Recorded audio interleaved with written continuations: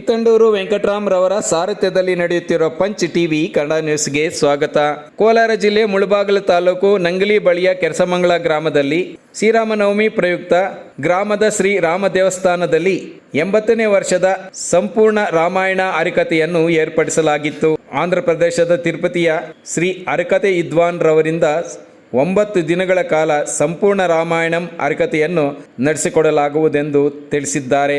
ಈ ಸಂದರ್ಭದಲ್ಲಿ ಗ್ರಾಮ ಪಂಚಾಯಿತಿ ಸದಸ್ಯರು, ಗ್ರಾಮಸ್ಥರು, ಮಹಿಳೆಯರು, ಮಕ್ಕಳು ಸೇರಿದಂತೆ ನೂರಾರು ಜನ ಈ ಹರಿಕಥೆ ಕಾರ್ಯಕ್ರಮದಲ್ಲಿ ಭಾಗವಹಿಸಿದ್ದರು. ಕಳೆದ 80 ವರ್ಷಗಳಿಂದ ಒಂದು ವರ್ಷವೂ ಬಿಡದಂತೆ ಶ್ರೀರಾಮನವಮಿಯ 9 ದಿನಗಳ ಈ ಕಾರ್ಯಕ್ರಮವನ್ನು ನಡೆಸಿಕೊಂಡು ಬರಲಾಗುತ್ತಿದೆ ಎಂದು ಗ್ರಾಮಸ್ಥರು ವಿವರಿಸಿದ್ದಾರೆ. Kittanduru Venkatram, Punch TV News, Kolar.